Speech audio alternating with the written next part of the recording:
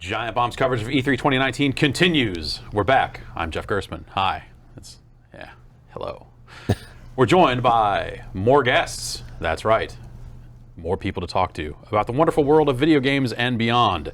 Jack Buser's here from Google. How you doing, sir? Hello, doing well. Thanks for having us. Great. Yeah, thanks for coming. Of course. We got Marty Stratton from id Software. Hello. Hello. We got Hugo Martin, also of id fame. How's it going? Good. Really good. Really good. It's been, I guess last week was the exciting week for Google with the Stadia Connect and rolling out all those details. So at the show, is it just kind of follow-ups and appointments and just kind of checking things out? Well, it's pretty busy. We got back-to-back meetings every half hour, all day, every day. You know how E3 goes. Mm-hmm. So I've been locked in a hotel meeting room and just meeting with game publishers and developers and talking about our announcement and what they can look forward to through the summer and what launch will look like. So it's an exciting time. And so is that the process now? It's like, okay, you've got your announced list of games that accompanied the Connect, the announcement, and now it's like, okay, is it signing on more developers? Like, hey, here's what we do, here's how we do it, that sort of thing? Yeah, I mean, we never stop. I've been at this for 3.5 years now, and we announced our first batch of about 31 games from 21 publishers. But that was just the beginning. You saw here this week at E3, we announced more. You saw, new Watch Dogs. You saw Uplay Plus, which was a super exciting announcement. Gods and Monsters, and the list goes on and on. Avengers. I mean, it was so cool just to walk into E3 and see the big Avengers logo at the top of the building there. And there's the Stadia logo. I'm like, yes, all right. Right there with it. Yeah, it was awesome. Good feeling. Yeah, and of course, one of the early games was Doom 2016. The first there. one ever. Yeah, and now you're here with Doom Eternal. That's right. It's a pretty good game so far. A pretty good demo, I guess I should say. Maybe the game will be terrible. I have no idea. Not a chance. 0% chance. So coming out of the previous Doom, what were the things that you immediately thought, okay, when we get the next crack at this, what we do X, Y, Z? What were the things that you knew you needed to kind of iterate on next time out? I mean, the honest answer is everything. Like there is not a stone unturned as we approach Doom Eternal, and really that starts with the fact that we knew that Doom 2016 surprised people. I think there was a lot of skepticism around the studio, around our ability to deliver on what means so much to people with Doom. We had a ton of confidence going in, but I think the surprise was there. And then as we came out of that, we knew that element of surprise, we didn't have it this time around. So we needed to raise the bar beyond everybody's expectations across the board. So we can go into a lot of detail on things, but there's really, like, from the evolution of the technology going from id-Tech to id-Tech 7 to the tightness and the handcraftedness of the combat, the way that the design team and Hugo working with that group has really pushed the combat to just unbelievable new heights, to the scope and scale of the worlds and the environment, the universe that we're creating, the level design, literally every single. I mean, the fact that we've doubled the number of demons in the game, so that those late game moments, there's really no letdown. Every single area our team has elevated the game with Doom Eternal, and I'm telling you, like, what the demo that we have at E3 is just the tip of the iceberg for what we have in store for players. So the demo at E3, it seems like, because I think about Doom 2016, I think about the progression and unlocks and that sort of stuff, and going into submenus and making choices and stuff like that. Obviously, this demo is very streamlined for, like, hey, we're going to spawn you right here. There's a weapon in front of you. Get it. Go do some damage. But I'm imagining the full game is not necessarily quite like that. Is it still like, hey, we're going to have some upgrade trees and that sort of thing? Yeah, similar to last time, there'll be player progression stuff. You'll be going into your dossier, and will allow you to make some decisions, when you arrive at certain progression items, which one you want to pick and stuff like that. We have tweaked some things, and I think improved it quite a bit. It is, in some ways, more streamlined, in other ways, a bit more engaging overall. Engagement really was our biggest word throughout development, and still is. Like, just how do we engage the player? We want you thinking. if last time it was combat chess, I think it's speed chess now, you know, and requiring the player to think on their feet. And as a result, I think the messaging in the game has had to get a bit bolder because you're moving it so fast and asks you to do so many things. So you'll notice that the items are pretty heavy-handedly placed, and they've got shaders on them, and they stand out because we want to make sure that the player is not going to die because we tried to be immersive and like hide things in the world. It's like, no, it's there's that health pack. Here's a literal spinning question mark in the world. That's and right. you can know, as a player looking out into the environment, I don't care about that secret. I know that's a secret because it's a friggin' question mark. Yeah. And you can make the quick decision of whether or not you want to go for it or not. Cool. Yeah, I was very. Well, I think you talk about the first game being about surprise. I think I was still surprised by this demo because it's one of the situations where you play a game and you're like, well, I don't know how they're going to do any better than that. I don't know what else you bolt on to Doom to go from there. I watched your guys' show when Okay. we revealed the QuakeCon, and you guys all kind of sound like that. You were like, well, it looks like more Doom, and I was just like, you just wait. Like, you just wait. Well, We really wanted to blow you guys away. Yeah. The guys at the office, myself, were fans of the show, and you really got the last game, which was awesome. Yeah. And we were like, we got to make sure that we make an experience that's engaging to people who've played the shit out of 2016 and really understood it. You know? Yeah, and I imagine that's probably no easy task. It's not. We're exhausted. Great. Well, It's fun though. Yeah, it's I'm sure that there's a lot of interesting. If we're not having fun doing it, you guys aren't going to have fun playing it. I Right. mean, that's the bottom line. Yeah. And I just, as I've said, the add-ons to just like you talk about like speed chess and just like that kind of combat puzzle at high speeds, and the addition of just like the flamethrower and what that does with armor and all that other stuff, just bolting or adding things onto that system to kind of flesh it out, and it feels almost like riding a wave. Like it feels like a game where you might get into a zone of just like I'm doing flow. this to this to this, and flowing from A wave of absurd violence. absolutely. Like they're just like the Arachnotron's on fire, and he's taking your health, but you're taking armor from him, and you're gonna glory kill him, and it's amazing. It gets into this flow that you described that really feels awesome. Yeah, and I think a lot of pre-release demos, I feel like that's the things people will talk about, but sometimes demos don't really, they're not polished up enough to really have that feeling a lot of the time. And so I came away from that going like, well, this is okay, yeah. Our team will love hearing that because we spent an absurd amount of time on this demo. It really is. It's the first time we've never. I'm trying to think. I don't think internally in any of our internally developed games, I don't think we've done E3 like public hands-on since maybe like Quake 2, and there's a reason why, because it's really freaking hard. Yeah. It's like we've had to tell people time and time again that like we're throwing you halfway up the mountain on this demo. It's a challenge. We thought about like, hey, do we dial this all back and make it so that players can just, people who come to the booth or come to the Stadia event, they can just blast through it, and they get I killed a bunch of demons and lots of explosions. It's just not the game. I mean, that's not at all what the game is about. The game is about, even in this demo, it's about learning the tools. It's about your execution against those things. It's about understanding the metas and Controlling the fight. and controlling the fight, being aggressive, and it makes it challenging for some. People die a lot, but we always say it. I mean, death is the best way to learn, and I don't think we punish people. Our load times are really fast, so it's we've really enjoyed watching people play and have that experience because a lot of work did go into it from the whole team. Yeah. You and I talked about it before. It's like, so long as the death, if I felt like the game screwed me over because it wasn't well balanced or something, that's a frustrating death. But in Doom Eternal, you know why you died. You feel like you could do better, and you're learning, so you don't mind it. Yeah, and it seems like even to maybe mitigate a little bit of that, like literal one-ups in the world, like that's a pretty, like it made me wonder, like is there a separate arcade? That's the campaign. Like that's going to be in the main game. It's not like here's an arcade mode with one-ups and power-ups and stuff. That's No.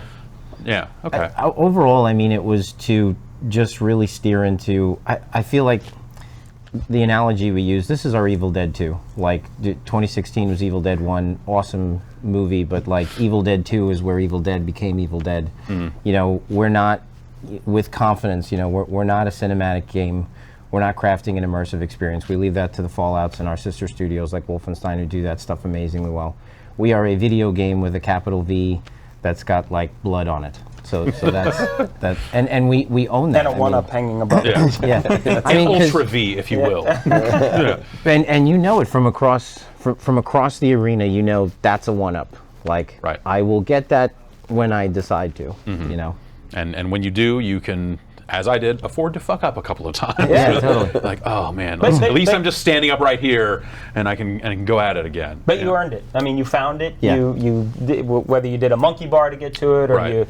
you explored a little bit, broke through a wall and found it. You earned it. So it's even that much more rewarding. That's the engagement. I mean, engagement is a key word for us. No matter what you're doing, we really do try to make everything worth your time. The whole game is about being worth your money, worth your time, and worth your thought and your engagement. Cool.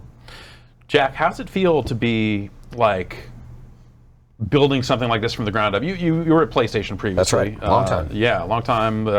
PlayStation Home. Yep, that's right. That's how I got that my sort start. of stuff. Yeah. That's right. I worked on PlayStation Plus, so team and I built the instant game collection. That was a lot of fun. Then went on to work with PlayStation Now, built the subscription offering there, which was awesome. And then was lucky enough to get a call from Google and came over there about 3.5 years ago. Yeah. You know, I didn't know what they were working on. They wouldn't tell me. One gets the impression that Google is kind of working on everything all the time. I don't know. I'm like, well, it's Google, and I hope it's video games. I got there, and I'm like, yes, all right. But in all seriousness, you know, in those early days, it was just amazing to just get in on the ground floor of something like this and really be able to help craft a vision for changing an industry that I love dearly. I've been playing games my whole life. I collect games like crazy. My house is like a video game museum. And for me to be able to do something like this to really like change the paradigm of how gamers can get access to games,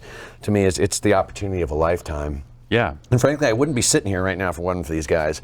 I mean, the true story is we had just gotten our very first sort of implementation of what is now known as Stadia kind of up and running, but, you know, we didn't know how to make a video game. So we're like, okay, well, what do we do? You know, so we called up the folks at id and said, hey, you know, we're thinking about this new type of way of delivering video games. Would you like to see if we can get something running on it? And kind of within no time, you guys had Doom up and running in the thing. And I remember we got a build back in the office, and it was magical. We were just like, oh my Lord, because like all this time we spent, it seems like it might do a thing. It works. You can play a video game on this. Yeah, it's unbelievable. And then we're like, oh, okay, wait a minute. Now we have to show the rest of Google Doom, chainsaws, zombies. But no, it's awesome. Everybody that saw it, I think, you know, equally on, you know, at Bethesda, you know, people saw this, and it was literally like staring into the future. Like you could just see it. You're like, yep, okay. If Doom is running this flawlessly on this thing this early, like this is going to be something magical. Yeah. And when he says these guys, he's not necessarily referring us to. He's talking about id Software collectively. We've had some people working on Stadia alongside them for, you know, bringing Doom to Stadia since those early days. Guys like Dustin and Billy and Axel, and I mean, like John Roberts. I mean, like our tech team is really very smart, second to none. Yeah. Second to none. And we're just lucky to be sitting here next to you and representing it, honestly, because they do all the heavy lifting. On your end, though, on the Doom Eternal end, is that something you have to consider kind of as you're making the games? Like, oh, well, we have to think about, hey, a stream version, we might need to tweak this, or is it literally like, we're making our game, hand it off to you? That's the beautiful thing about it, honestly, is we're just making the best possible game we can, and Stadia is another platform, and in fact, it's among the high-end platforms. You know, when we think about approaching the game, you know, because we do from a technical perspective, there is a broad range of platforms and technology. I mean, you're going everything, honestly, for us, everything from the Switch all the way up to the super high-end PCs, and Stadia is in that category of super high-end PCs. I think that's the benefit of it, is that you literally have a PC in the cloud that is never outdated, really. And when we talk about 60 frames per second and 4K, I mean that's on Stadia as well as a high-end PC. So we really there's zero compromise, and he's right. I mean, like, Stadia is built on Vulkan. We were one of the first games built on Vulkan, first AAA games built on Vulkan, and so the bring up was actually relatively quick, and even Doom Eternal coming up on Stadia was very quick, and I can't tell like he says, it's looking into the future. I'm a firm believer in that. I've never there's been in the industry 25 years, been at it almost 20, and like this is like one of those moments where you feel really blessed or just lucky to be part of something this transformational in the industry. It's really exciting. I think it's the thing people talked about when the iPhone got huge, when smartphones got really big. It was that idea of just like, oh, so many more people can play games. Yes. But now we're getting to this point where it's like, now maybe we'll get to that point here pretty soon, where so many more people can play the same games that you're playing on PC and that sort of stuff. I mean, I imagine like, just being able to go from this exponential growth in potential number of players to just like, hey, who's got a screen and a controller? Exactly. It's kind of opens the doors, right? Well, I mean, that's what gets us out of bed in the morning. Like I said, I'm dyed-in-the-wool gamer, and I collect games. And look, I collect a lot of really rare games, and I know how hard it can be to get your hands on some experiences. And it's like the idea that I can take this medium that I love so much and really just set it free. So yeah, like you said, anybody with a screen and a controller can suddenly enjoy games. You think about this industry, right? Platforms, when they get to be their absolute biggest hit, 100 million, 150 million units, but there's billions of people in this world. Why can't they play these games, right? Absolutely. There's emerging markets, there's countries where consoles are fabulously expensive, right? And so how do we deliver this form of entertainment to people that otherwise just literally wouldn't be able to access it? For us, here in a lot of Western countries, it's, how do you remove that $300, $400, $500 barrier before you buy your first video game? Why don't you just go get the video game, right? Right, yeah. But also, I guess, in some of these Western countries, you end up with those, like, now we're seeing additional barriers of just like, we had Phil Spencer on earlier talking about some of the xCloud stuff, and, I pay my way out of my bandwidth cap. It seems like after the Stadia announcement, you had people start to look at, 35 megabits and start trying to do a lot of math and just like dollars per hour and all this other stuff up against like a 1 terabyte cap that that Comcast imposes on a lot of people. That's where I start to wonder, like, okay, Stadia, like if I'm in a household where I'm a heavy player, because I am, and my wife watches a lot of Netflix, which she will from time to time, we would hit that cap every single time. I mean, a couple things. First of all, just personally, I'm playing Stadia right now, and I play it all the time. It's fantastic, and I'm fortunate. I live in the Bay Area, got some pretty decent internet, but I'm actually having no issues. It's pretty nice. A wise man once said, "Don't bet against the internet."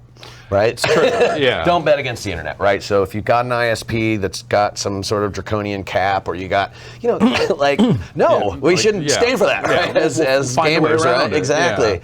Yeah. And so I think, you're going to see platforms like, what we're doing with Stadia, YouTube, you mentioned Netflix, other sort of streaming services. We're just moving into a universe where, entertainment streamed to us, right? And the people that provide the bits to people that want to enjoy this entertainment are going to have to keep up, right? And so, I mean, that's really kind of where we are with Stadia. It's like we know that there's going to be a tremendous number of people enjoying entertainment this way, and I firmly believe that the internet will have no trouble keeping up. Like just think about the internet 10 years ago, right? Sure. Totally. Yeah. I do have a gigabit connection to my house. There you go. It's pretty ridiculous. There you go. Yeah, we did it. In a sense. Yeah, we did it. When I think about Quake World and getting my first cable modem and all that sort of stuff, and going from dial-up to that, and being able to finally do well at Quake 1 at home. Yeah.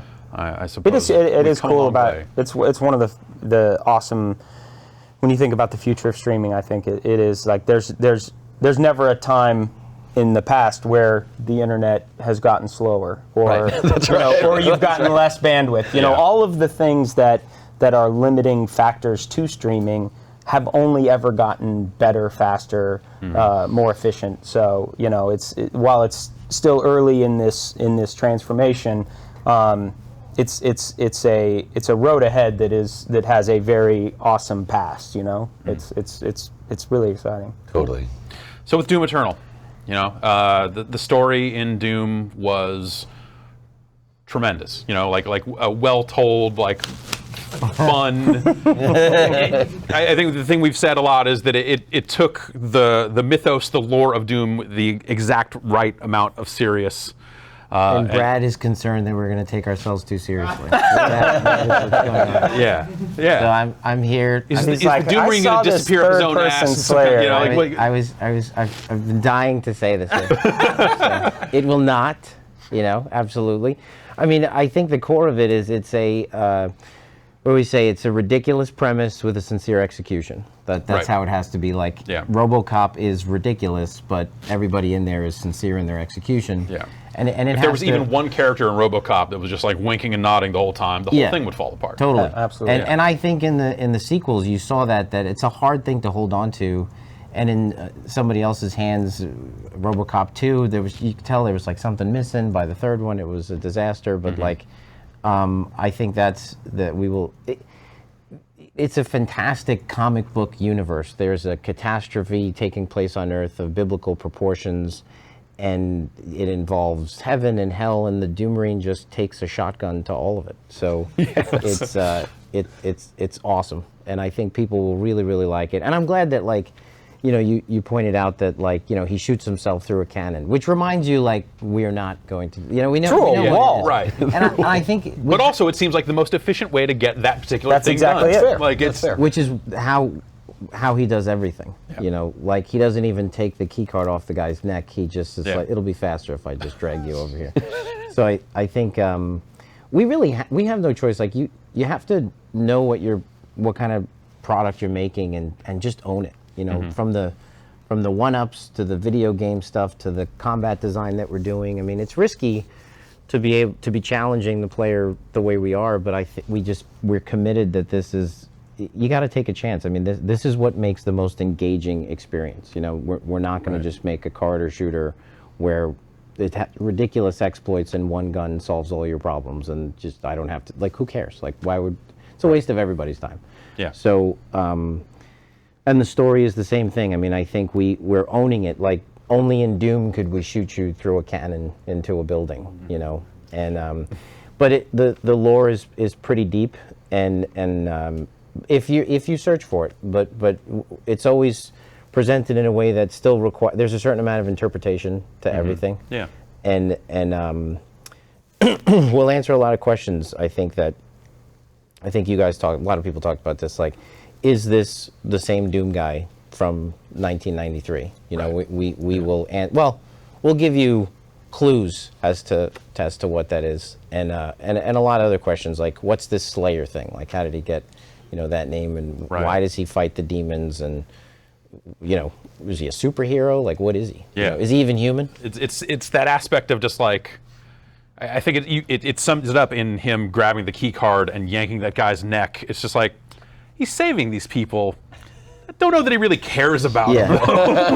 It's cool. Like, as a character, he's really fun to work with, because over here you have like the hero of, like, a John McClane in Die Hard. You know, ordinary man in extraordinary situations. He sweats, he bleeds, he has a wife, he's in a divorce, like, all this stuff.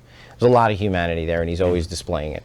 And then on this side we have the Terminator, and I'd also throw in there, like, a Michael Myers type character who, when they're like just machines, but when they show even just an ounce of humanity, it's so entertaining. Like, in every Michael Myers Halloween movie, somebody will always call Michael by his name, and it's some little girl, and it reminds him of his sister, and he, like, pauses, and you see through the lens of the mask and his breathing, and you're like, oh my God, there's like a person in there. Yeah. So I think the Slayer is kind of like in the middle and closer to Michael Myers and the Terminator, in that we really have to be selective in when we reveal his humanity, so that we, you know, if we start doing this all the time, like, just, it sucks, you know. So I love that you guys pick up on that. It's like, yeah, I think he does care. Does he care about them? I think he does. Like, he didn't punch that guy. Yeah, So. I mean, you know, he Rip his head off He could have just yanked it through the guy's neck and done it, right? I mean, he didn't do that, so he's probably the good guy still. We've got it tuned so, like, the slightest pause or inflection, you like read into it, which is Right. it's not easy to keep, but we promise we'll make Brad happy. All right, well, we'll see how that promise goes. I think a lot of people were expecting this based on the previous game just being called Doom, that this would end up being your Doom 2 Hell on Earth, kind of following in the naming footsteps of the old Doom games. What does Eternal signify? The eternal fight between good and evil, and the Doomslayer's eternal fight against the demons. Plus, Doom 2 would just be really, really confusing. Doom is confusing. At this point, we have to call it Doom 2016. which is like a Yeah. silly, It really yeah. was. It was the right. I wouldn't change it. It was the right thing to do. Because it was for our team, for the game. It was planting a new flag. Totally, yeah. Like you wouldn't call that game Doom 4. I mean, you could, but it wouldn't. It wouldn't. Yeah. Yeah. And but also think. I mean, because we thought about Doom 2 Hell on Earth. To me, that was a little limiting when you look at like what we wanted to do, the scope of it and the breadth Sure, of it. yeah. So Doom Eternal just we went through a bunch of different names, but that just kind of the fight, the eternal fight is really where kind of we landed, and it feels great because I think it's also a promise to players. We're gonna we want them to play this and keep playing it. We're doing some things that will to give them opportunities that we didn't give them in 2016 that they wanted. Players wanted more content. Yeah. So it means a lot of things to us, and hopefully to players as they get it in their hands. Cool. Jack, you mentioned you're collecting video games. Yes. You've got a house full of this stuff. I do indeed. We could go on for an hour about how to store this stuff because it's a nightmare. But with something like Stadia, if you're taking hardware out of the picture, it seems like it does start to present this opportunity to catalog more than just the newest games. And do you see a future where, or is the tech flexible enough, I guess, even to support older games? Absolutely. Games with even tighter windows, like faster moving games that from the 90s, from the old fighting games. Yeah, I mean, we were just talking about this. Yeah. I mean, these are supercomputers in the cloud, right? Right, You're yeah. basically running games at a data center scale. So we're able, so can we throw a classic 16-bit game at it? Yeah, sure. and the latency is not going to make that feel no problem. Yeah. I mean, that's the magic of the experience. Once you get hands-on with the thing, we're showing Doom Eternal here at the show behind closed doors, and we have journalists coming in. They're getting hands-on. They're like, "Whoa!" Like it literally feels like you're playing on a local machine, but you're just not. Yeah. Right. And to run a classic game on the thing, not a problem. In fact, one of my favorite games that I got to give a shout out to one of my favorite companies out there, SNK, bringing the new Samurai Shodown. Yeah. It's like you get hands on in that Samurai Shodown, man. It's a fighting game, right? Those are pretty unforgiving. And that's the thing. I thought that was kind of the interesting kind of flag plant there in that video was, one of the first games being shown, Mortal Kombat 11, and you're just like, okay, here we go. There it is. 60 frames a second, and it needs to be 60 because the input windows, all this other stuff, and very tight. You think of a developer like NetherRealm, right? They don't put their content on platforms that can't handle it. Right, and so when we were able to get Mortal Kombat, I don't know. There's a Switch version of MK11, and it's a little rough at times. it's pretty. I can't comment on that. I'm fucking around. I can say though that they were fortunate enough for them to trust us with delivering that experience. And you go again. I'm a huge fighting game fan, and you start playing that game, and it's like, wow, this is impressive. Like it is ultra responsive, and you're having a great time. One of the things that I think is not really obvious about Stadia that is kind of a benefit that will really become more and more clear over time is that when you're running an online multiplayer game in a data center, those game instances are within a particular metropolitan area. That's a sub-millisecond connection between those game instances. Yeah. So running multiplayer games on Stadia it's a game changer. I like to say we're building the world's largest LAN party, right? Because it's literally Google-owned proprietary fiber optic cable, connecting all these data centers together. So you could imagine games in the future. We talk about battle royale games. You push them as hard as you can. You could probably get up to 100, 150 players. Right. But on Stadia, you could go thousands of players on the screen at any given time. Nobody's making that game yet because you can't. But with Stadia, you absolutely could. And we see developers bring multiplayer games to the platform and immediately see these benefits. They're like, whoa, wait a minute. Well, I think so. That was my question coming out of the video: is someone making that game? The potential has been discussed, right? About like, hey, what if you threw way more power than anyone could reasonably have in their home at a game? Yep. It's like, okay, and then I think that was the at the end of that announcement, I was like, yeah, this is cool, but like, I own most of these games already. Yeah, I mean, but that feeling of like, what can I do on Stadia that I can't do anywhere else? Yeah, I mean, if you watch that Stadia Connect pretty closely, you'll see like we're showing a game where it's multiplayer, it's 4-player, and then all of a sudden you can see the windows of what the other players. And you're just like, wait a minute, whoa, a console can't do that. What's going on? Breakpoint. That's right, because you're able to feed in the view from another player and you can actually see what other people are seeing inside of your window, and you're like, wait a minute, what? And that's because within a data center, we're able to just reroute those video feeds and just basically send it to you. It's no additional bandwidth on your end. Exactly right, and that's literally just the beginning, right? And yes, the question: is anybody building that game? I'm very fortunate in that I get to see games that the world won't see until 2021, 2022, 2023, and the experiences are. This technology will fundamentally change what you can do in a video game. No question, right? The game experiences on Stadia will simply not be possible on a network appliance in your living room like a PC or a game console because of this type of stuff. You'll see the beginnings of it in our launch catalog, and over time you'll start to see more and more games lean into this stuff. Some games are being built for a platform that are exclusive simply because they cannot work on anything else. I think that was like the most enticing concept of it was like, okay, well, wait a minute. Like if we can just take this whole server rack and just dedicate it to a game, what can it be? That's exactly right. So I think that's the part where I'm like, yeah, I want to see that. You have some developers looking at very large scale multiplayer, right? So taking all these instances and connecting them together with ultra high bandwidth, super low latency connections. Right? You also have some developers looking at, okay, well, what happens if I take these machines and literally glue them together into a mega machine, right? So you can imagine a game where it's, a single physical manifestation. I'm not talking about shared physics. I'm talking about just physics, right? It's one physical manifestation, and every player is just in that same world, and it's not being replicated. It's just literally one physical manifestation, right? You fast forward into a future where you have these giant single-sharded experiences with thousands, if not tens of thousands of people seamlessly jumping in and out through YouTube into a world that never stops. I mean, that's where we're going. It seems like the sort of thing that kind of makes good on, you think about when EverQuest came along, or, when MMOs first got big, it was that idea of just like, oh man, everyone's in the same world. And you're like, oh wait, no. It's been sharded. Yeah, exactly. I'm on this server, I'm on that. Like, you don't need it. You don't need to do that stuff with Stadia. Being able to do that sort of stuff, I think exactly right. That holds an appeal. Yeah. Well, look, this stuff is coming, and you're going to start to see the beginnings of it in the launch catalog.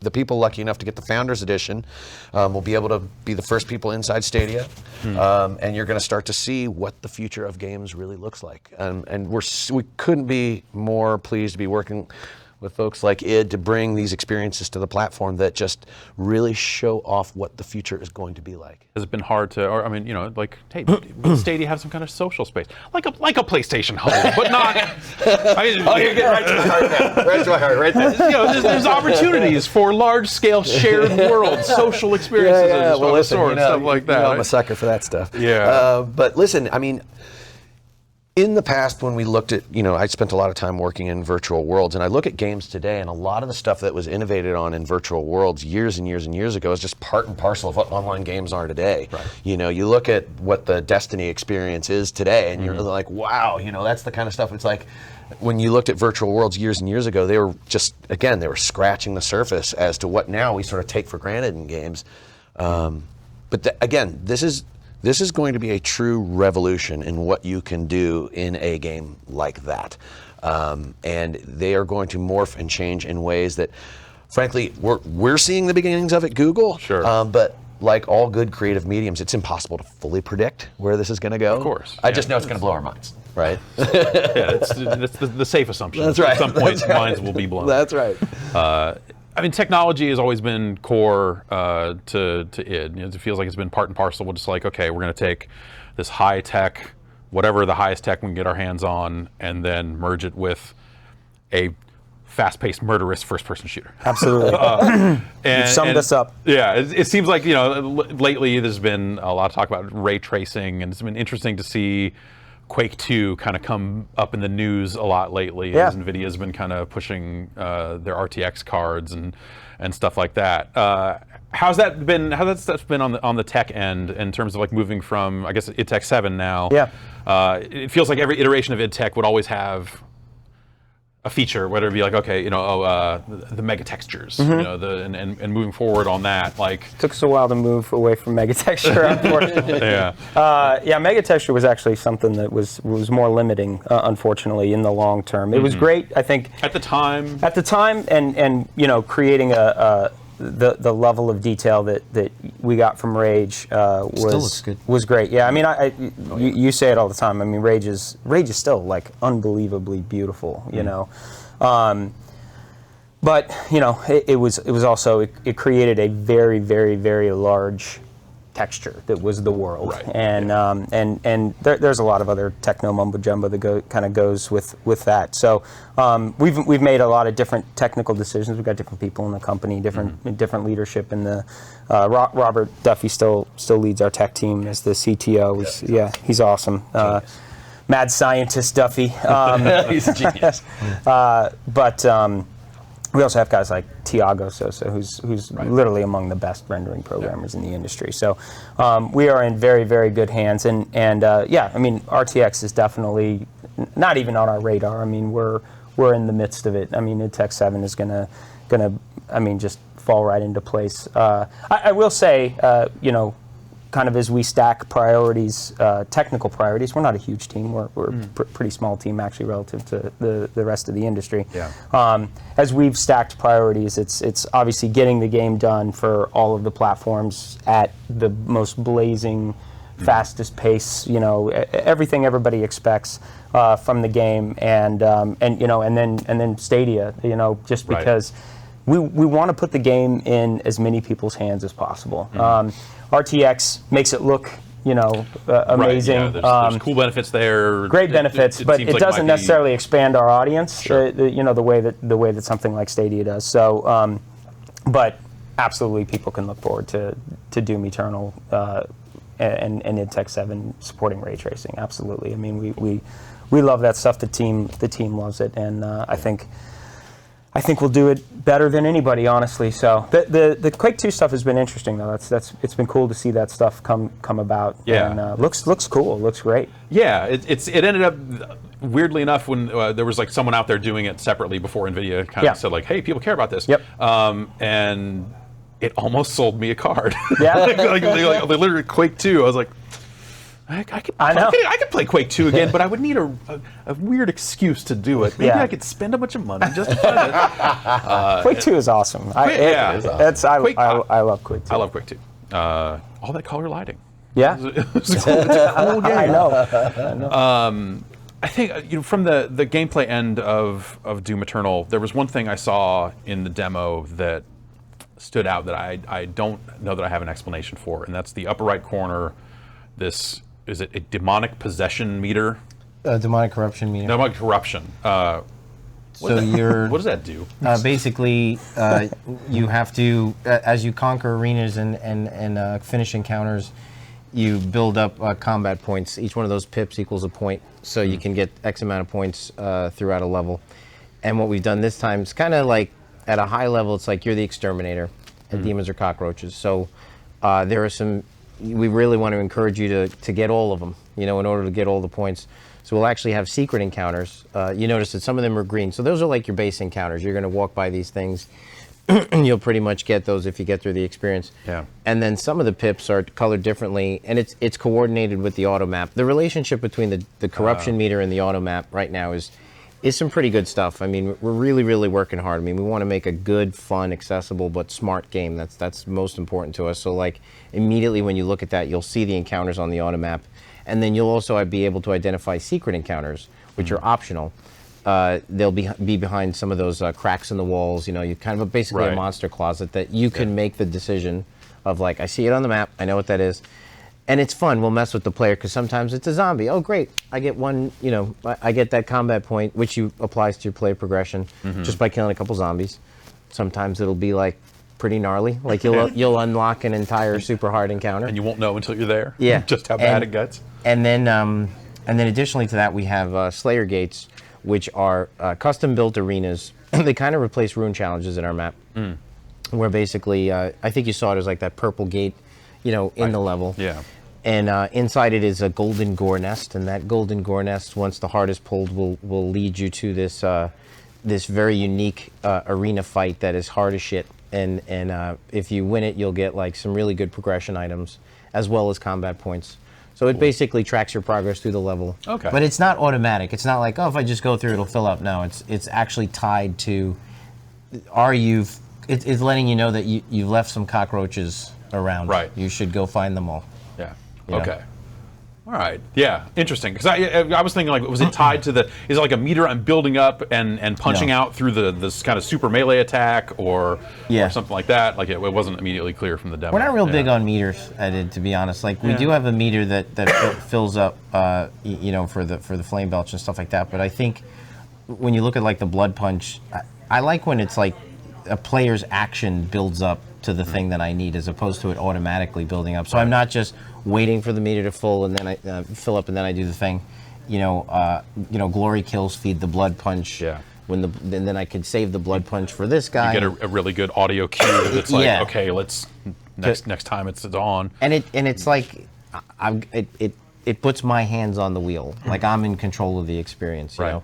know, if I want the blood punch filled, then go glory kill guys. Right. Yeah. And multiplayer sounds like is that something you're kind of holding for? It's awesome. For DoomCon. It's still QuakeCon. It's still okay. All right. Slicing a part of it, Yeah. calling it Doom. Yeah, it's a whole year of Doom celebration. Of course, yeah. 25th anniversary. I mean, Hugo said it. I've said it. On the stage on Sunday. We couldn't be more excited about what we're doing with that. It's called Battle Mode. And really, it's the genesis came like shortly after Doom 2016. The multiplayer was amazing that we had. I'm just, it was really good. It was like your favorite. It cost a little bit of this, a little bit of that. It cost us Giant Bomb's Game of the Year. That pissed me off. Well, We agree with you. It's well deserved. It was Honestly, in the package. You are correct. Yeah. But it grabbed from a lot of different things, but wasn't truly Doom. And so this is truly Doom. This is basically taking Doom combat, the Slayer versus Demons experience, and making it social and something you can do with your friends. Cool. And the result is truly like nothing people have played, and certainly like nothing people have played in Doom, other than Doom campaign. So if it's that kind of thing that if you love playing the campaign, if you love playing as the Slayer, if you love that combat dance, as we like to call it, that's what this is, and you just get to do it with other players. And man, when you're playing as the demons, they're so different. They each one is unique. There's a whole host of them you get to choose from, and each one is unique. The dynamic there is all strategy and teamwork. When you play as the Slayer, you're fully loaded. You got all the guns, all the mods. It's very much skill, intensity, and just the way it plays out is, it's fantastic. We cannot stop playing it at the office. I mean, to be fair, like the Doom 2016 multiplayer, it had no real pacing. There was no drama. There was no there was no meta at all. It was, we're going to start at opposite ends of the arena, run at each other and shoot each other, and whoever's got the better Twitch skills will win. And we just said, let's fix all those three problems. This is loaded with the pacing is fantastic. It's varied and it builds throughout the match, which leads to incredible water cooler dramatic moments. Nice. It's got a lot of drama. Death, as it is in single player, isn't as frustrating because when it's Twitch skills versus Twitch skills, if your Twitch skills are better than mine, there's nothing I can do about it. I'm just gonna fucking lose and be frustrated. Why even keep playing? Right. But in this one, I can overcome your Twitch skills with teamwork and strategy, or just really just discovering more and more of the metas that open up with the game. And so death isn't as frustrating, which was really important to us. and it's competitive. I mean, that's the thing. It's like it's really accessible and fun, and there's kind of something for everybody. But within that, which I think it's really good, you don't set out to make something. Oh, we just want to make this really competitive. But if all the ingredients are there, it just automatically happens. It's incredibly competitive, and we love it. Cool. I think it's every bit as engaging as the single player campaign is, for sure. I'm really cool. excited. That's how to play people it. talk about it. Like you can always judge how something is going by how people talk about it right after. So you watch. We have like a pit that is it's our multiplayer pit, and it's in the middle of our development area. And I actually stand right there. I have a desk that I stand at, and it's right by the multiplayer pit. And you just hear the conversation, and that's the right conversation to have after a session of gaming. That's how you want people to feel. That's how you want people to feel. Those are the things you want them to be talking about. It's about the strategy. It's about, God damn it, I did this wrong. Let's play again because I know I can get it right this time. Yeah. Absolutely. The fact that they're talking at all, I mean, again, there were no conversations happening after matches in Doom 26. There was nothing to talk about. Yeah. Good shot. Taunting. Like, you got me. Yeah, you got me. Yeah. You want to go again? I guess. Yeah. And in this one, even during the match, you can hear people, oh my God, Right. which that's what you're looking for. Yeah. So we're very excited. The team is very excited. Cool. Well, I'm looking forward to seeing more of that, and looking forward to seeing more out of Stadia. Yeah, we're just getting started. Yeah, awesome. Yeah. Jack, Marty, Hugo, thanks so much for coming by Thanks and for hanging having out with us. us. Thank you for having us. Really enjoyed it. All Yeah. right, we're Big gonna fans. take another break and get some more guests out here. Everybody, stay tuned as Giant Bomb's E3 2019 coverage continues.